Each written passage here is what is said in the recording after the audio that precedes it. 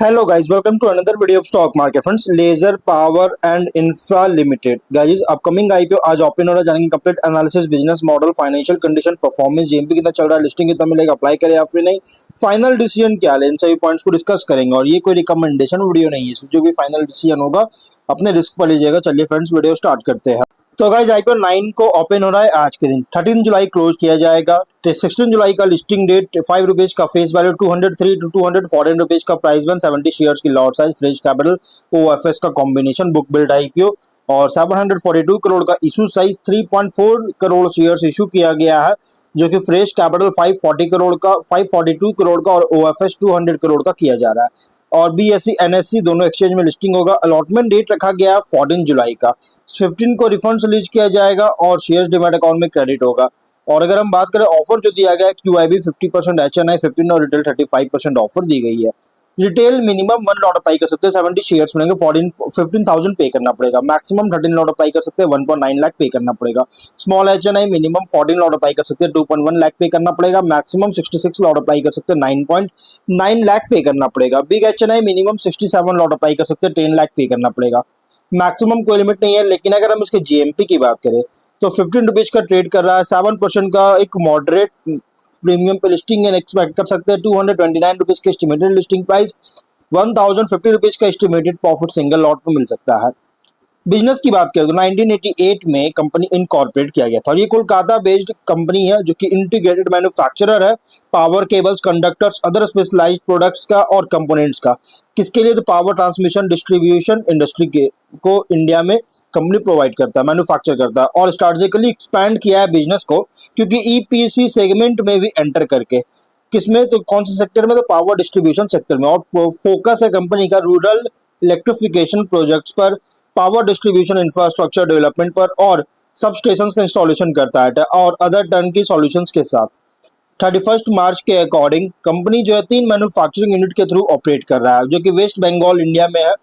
और combined installed capacity है 84.448 million ton का कैपेसिटी है टोटल, कंबाइंड तीनों का कंबाइन करके बिजनेस सेगमेंट में, जो कि मैन्युफैक्चरिंग करता है। और मैन्युफैक्चरिंग में क्या है? पावर एंड कंट्रोल केबल्स का, स्पेशलिटी केबल प्रोडक्ट्स और कंडक्टर्स का मैन्युफैक्चर कर रही है।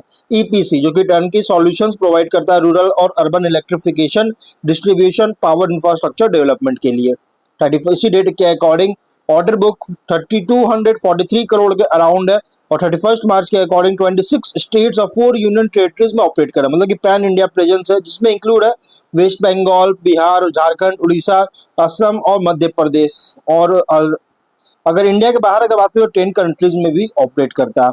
और अगर हम यहाँ कंपनी का ओवरऑल देखिए, पैन इंडिया बेसिस पर प्रोडक्ट को सेल करता है। वैसे कंपनी का जो है ना, पावर केबल्स और कंडक्टर्स सेगमेंट में नॉर्थ ईस्ट रीजन में, नॉर्थ ईस्ट इंडिया में one of the leading player है कंपनी। और अगर हम देखेंगे कंपनी का फाइनेंशियल अगर देखा जाए तो देखिए, एसेट्स है 2632 करोड़ का, नेटवर्थ है 725 करोड़ का, लेकिन डेट बहुत ज्यादा है 828 करोड़ का, लगातार डेट इंक्रीज कर रहा है। बट कंपनी का यहाँ पे फाइनेंशियल अगर रेवेन्यू प्रॉफिट देखा जाए ना, तो रेवेन्यू है 24 में 1763 करोड़ का, प्रॉफिट है 40 करोड़ का। 24 में और 25 में 2592 करोड़ का रेवेन्यू, 106.7 करोड़ का प्रॉफिट। 26 में 2348 करोड़ का रेवेन्यू, 151.6 करोड़ का प्रॉफिट है। फाइनेंशियल अगर देखा जाए तो टॉप लाइन 26 में गिरावट आया है। हाई वैल्यू और हाई मार्जिन प्रोडक्ट कंपनी नया नया ऐड कर रही है और बैकवर्ड इंटीग्रेशन के साथ मार्जिन भी इंप्रूव करता हुआ देखने को मिल रहा है हर साल। लेकिन टॉप लाइन 26 में थोड़ा डाउनफॉल देखने को मिला। यहाँ पे कंपनी जो है ना, अभी फिलहाल अगर देखिए तो डेट 59% डेट जो है कंपनी पे कर रही है, यहाँ पे पे कर रही है। और इसलिए गाइस ये फाइनेंस कॉस्ट सेविंग को ला सकता है। लेकिन यहाँ पे गाइस रेवेन्यू थोड़ा गिरावट आया 26 में, और ये थोड़ा सा इम्पैक्ट कर सकता है। और अगर हम इसके पीयर्स की बात करें तो कंपनी के पीयर्स से गाइस बहुत सारे, जैसे अपार इंडस्ट्रीज, पॉलीकैब, काई industries, dynamic cables, universal cables, सभी इसके कॉम्पिटिटर है, सेम बिजनेस प्रोवाइड करता है। मेनली कंपनी लोन का रिपेमेंट करना चाहता है, 59% कंपनी जो है लोन रिपेमेंट करना चाहती है और जनरल कॉर्पोरेट पर्पस के लिए फंडिंग चाहता है। और रेशियोज क्या है तो R O E 23.3, R O C E 17.8, R O N W 20.9, PAT margin 6.4, EBITDA margin 13% का, debt equity 1.1, PB 3.4, P ratio 16.2 time का, promoter holding pre issue 100, post issue 75.3%, market cap 3004 crore का around, और company के promoter है दीपक गोयल, देवेश गोयल, अक्षत गोयल और राखी गोयल इसके promoter है। Recent financial data के अकॉर्डिंग प्राइस बैंड जो रखा गया है फुल्ली प्राइस्ड आईपीओ रखी गई है। और अगर हम इसके स्वॉट एनालिसिस करेंगे तो स्ट्रेंथ अगर देखा जाए तो कंपनी पावर ट्रांसमिशन डिस्ट्रीब्यूशन और ईपीसी सेक्टर में ऑपरेट करता है। पावर इस सभी प्रोडक्ट्स का मैन्युफैक्चर करता है पावर इंडस्ट्री के लिए, और इंटीग्रेटेड बिजनेस मॉडल है जो कि कंबाइन किया है मैन्युफैक्चरिंग और ईपीसी सर्विसेज का, जिसे मल्टीपल रेवेन्यू स्ट्रीम्स प्रोवाइड करता है। स्ट्रॉन्ग एग्जीक्यूशन कैपेबिलिटी है पावर ट्रांसमिशन, रूरल इलेक्ट्रिफिकेशन और सबस्टेशन प्रोजेक्ट्स के लिए, और मैन्युफैक्चरिंग फैसिलिटीज भी स्टैब्लिश कर चुका है जिससे क्वालिटी और ऑपरेशनल एफिशिएंसी सपोर्ट करता है। लॉन्ग स्टैंडिंग रिलेशनशिप है यूटिलिटीज और गवर्नमेंट बॉडीज इंडस्ट्रियल कस्टमर्स के साथ। लेकिन यहाँ पे इन्वेस्टमेंट इंक्रीज हो रही है इन पावर इंफ्रास्ट्रक्चर में इंडिया में, जिससे कंपनी को बेनिफिट मिलता है। लेकिन रिस्क वीकनेस की बात करें तो कंपनी का जो वीकनेस है अगर देखा जाए तो गाइस इसका वीकनेस है बिजनेस डिपेंड करता है मेनली गवर्नमेंट इंफ्रास्ट्रक्चर स्पेंडिंग और ईपीसी प्रोजेक्ट एग्जीक्यूशन पर। वर्किंग कैपिटल इंटेंसिव है क्योंकि लार्ज इंफ्रास्ट्रक्चर प्रोजेक्ट्स के कारण, और रेवेन्यू फ्लक्चुएट कर सकता है क्योंकि प्रोजेक्ट एग्जीक्यूशन टाइमलाइंस पर डिपेंडेंट होने के कारण प्रॉफिटेबिलिटी अफेक्ट कर सकता है copper, aluminium, other raw material prices में फ्लक्चुएशन के द्वारा। बिजनेस में कंटिन्यूअस कैपिटल इन्वेस्टमेंट और रिक्वायर हो सकता है, और मैन्युफैक्चरिंग कैपेसिटी एक्सपैंड करने का रिक्वायर हो सकता है बिजनेस जो कर रही है कंपनी। और अपॉर्चुनिटीज की बात करें तो डिमांड ग्रो कर रहा है पावर ट्रांसमिशन और डिस्ट्रीब्यूशन इंफ्रास्ट्रक्चर में के लिए, रूरल इलेक्ट्रिफिकेशन, रिन्यूएबल एनर्जी और स्मार्ट ग्रिड प्रोजेक्ट्स में गवर्नमेंट का फोकस है जिसे लॉन्ग टर्म ग्रोथ सपोर्ट करता है।